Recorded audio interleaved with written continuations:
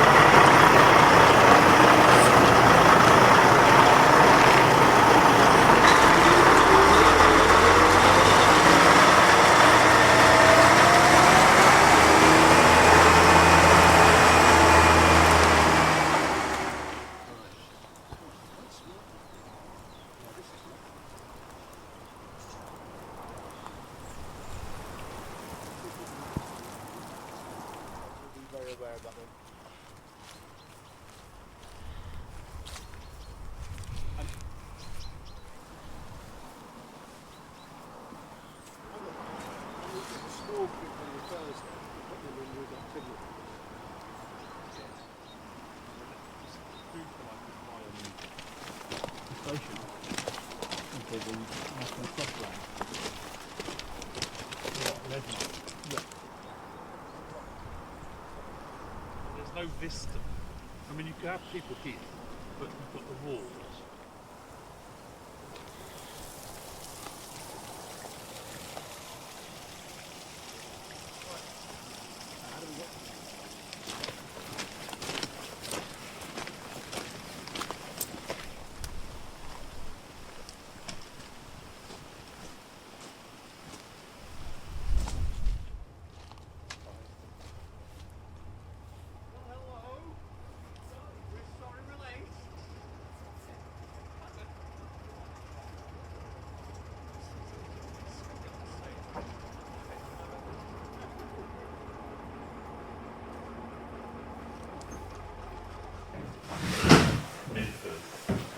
Whole lot easier to organise. Well, we could put Welsh pony in there and a double engine, and they can. If we do anything, we get done faster. Yeah. And we'll sort of then have something told over what we want.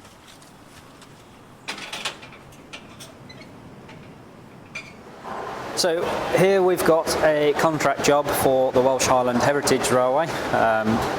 It's their Pickering brake van replica they want. It's got 2 third-class compartments, what would have been a first-class compartment, but this is now going to have wheelchair access, so that compartment will actually be a third class with foldable partitions inside, so the wheelchair can come in through the guards van and go into the compartment. We're looking at about a 9-month build time on this carriage. The steel frame is next door in the erecting shop and should be coming in any day. And as you can see, the bodywork is making good progress, and it's made out of utility, which is our standard building material for our carriages. It will have marine ply on the outside like our carriages, and this carriage is quite ornately lined according to the original maker's pictures, so it will look quite smart when it's done. When we start a carriage, we start off with the raw material. Basic timber comes in rough sawn, often in these kind of block size pieces. Sometimes it's bigger, sometimes it's wavy edged, like a tree it's just been chopped down. The lads then have to work out the size of the timber to get the cutting sizes they want to make best use of the timber, and then they'll take it into the machine shop and machine it up, give themselves good square edges, and put the rebates, the mouldings and everything into it, which then gives us into the basic framework of the cant rail, the sill, the stiles, everything else you need to build a carriage. This is how all our wooden bodied carriages start, so this is no exception. So here we've got the volunteer Team X project. It's a replica of the Ashbury carriage for the North Wales narrow gauge. It's a tumble home carriage, so it's very much like our carriages, 18, 19, 17, that kind of carriage. It's composite, if I'm correct in thinking that it's got the third class compartments. I think there's a first class compartment in this one as well, and a guards van. Behind me you've got all the basic framework for the carriage, and they've got to the stage now where that's all largely ready to be put onto the sill.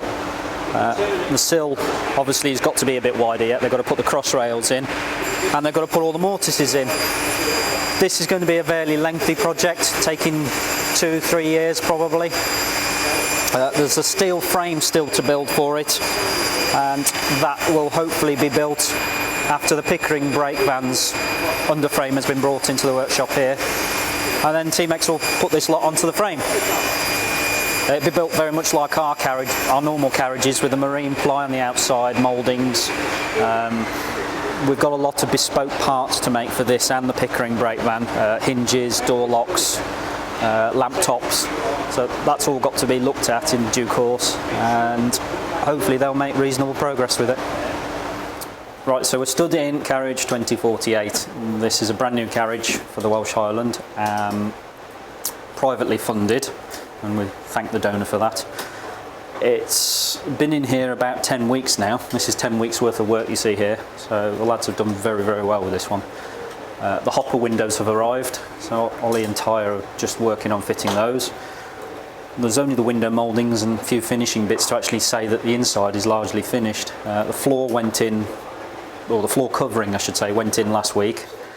The seats are largely built by our HLF apprentice, and he's just making those actually fit to the side of the carriage now because of the shaping down below.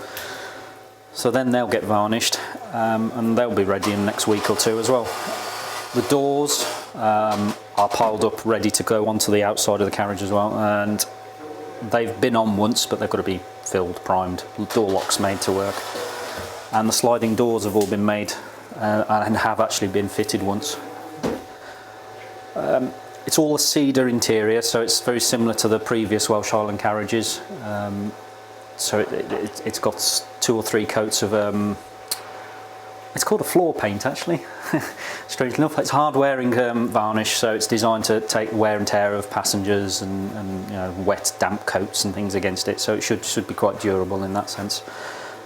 We have USB sockets in this carriage, which is, I think it's the first of the Welsh Highland 3rd class saloons to have them, and it's going to get the same kind of metal cantilevered table brackets as some of the super saloons on the FR have got.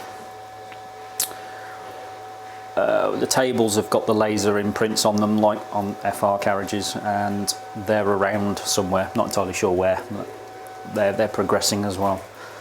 All being well, we should have this carriage finished and ready for Easter, but it does need the bogies and the mechanical work finishing underneath first, but it will very early in the new year probably go towards the paint shop direction, and yeah, hopefully it'll be in traffic for Easter. Right, so you can see the outside is primed ready. There's just the gutter to go up on this carriage. The 2 ends are being done by a volunteer, Darryl. He's comes in twice a week and works on just the ends for us. Gives him a self-contained project. But yeah, as you can see, the outside is pretty much ready for painting. And obviously you've got Pikachu, an in-house kind of joke with the lads. Every single carriage has a little face of something or other put on it, whether it be a snowman, Space Invaders, or in this case Pikachu. I think SpongeBob was the last one. So this carriage is actually electrically complete now. What in previous carriages we've had the heaters in there, and the electrics have usually been in drawers with the batteries and the control box. But what we've been finding is with the other carriages that they're getting a lot of brake dust and dirt and grime in them, which is causing electrical problems. So we decided with this one to bring it in line with the Festignon carriages, and we've actually installed the batteries and the control unit actually inside the carriage under 2 of the seats. This makes it far easier to maintain because you're keeping all the muck out, but it also means that you can work on it in the dry, in the warm, and it makes it just generally better to look after.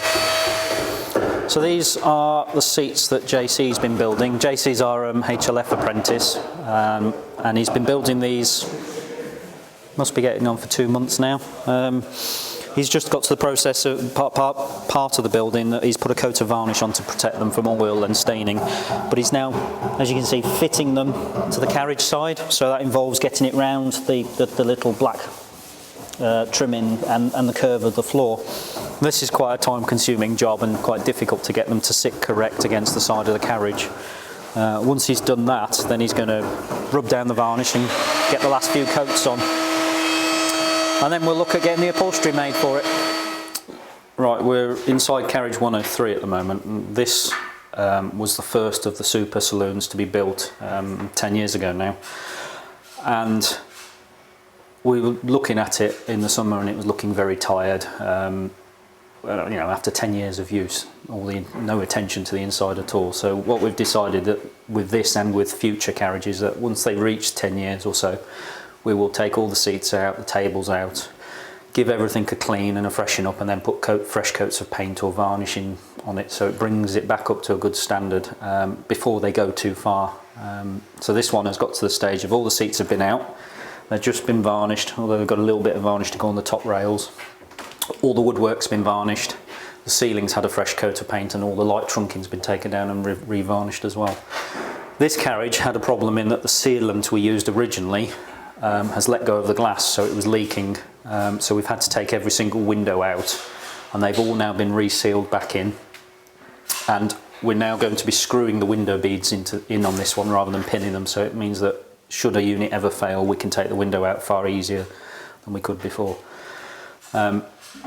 We've had to put a load of new signage in because obviously we rub down the woodwork and it damages the, you put new signs in, lift them back up, and we've had to deal with some oxidisation on some of the aluminium windows, which happens once the window coating gets scratched. You get water on it and then it starts oxidising. So yeah, it's making good progress. It's going to be a couple of weeks before this is finished, so a couple of weeks into January you should see this one ready to go back out into service. The outside is having a full repaint, and that's now about halfway through that, and yeah, it's getting there, this one. So we're in carriage 102.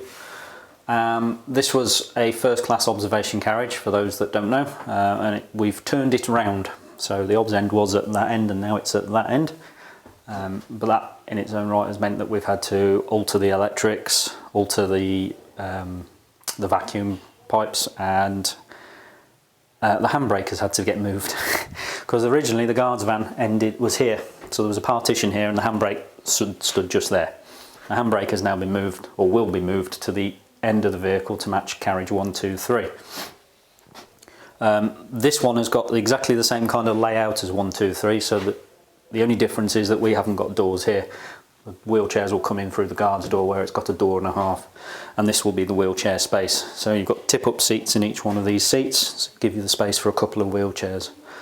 The rest of the saloon, you've got normal tables, normal seating bays until you get to the obs end where you've got an end-on table which can accommodate, I think it's 7 people around that table or that area, so you can have a large party at that end, and then you've got the normal seating bay for the rest of it. We've got the tables made for this, the legs are made, and the volunteers are just working on getting the seats fitted to the carriage like carriage 2048's having happened now. There's a few finishing jobs, obviously there's sills missing here, and there's a few bits of paintwork and window cleaning to do. The paid staff have painted the outside. It needs the windows cleaning, but it's largely finished on the outside now. This hopefully should be finished for the start of the season, so end of March time, and will go into take the place of 1, 2, 3, which is now very, very tired. That in itself, this carriage was built to replace that one originally, and this one obviously is in good condition, that one is not. So we've gained an extra almost 10 years life out of the other carriage, but its life has now really come to an end.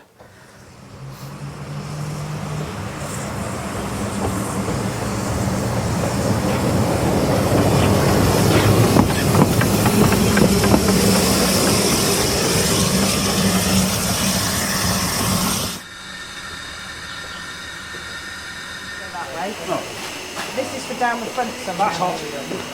I know. Hang on, let me move the dangly bit out of the way.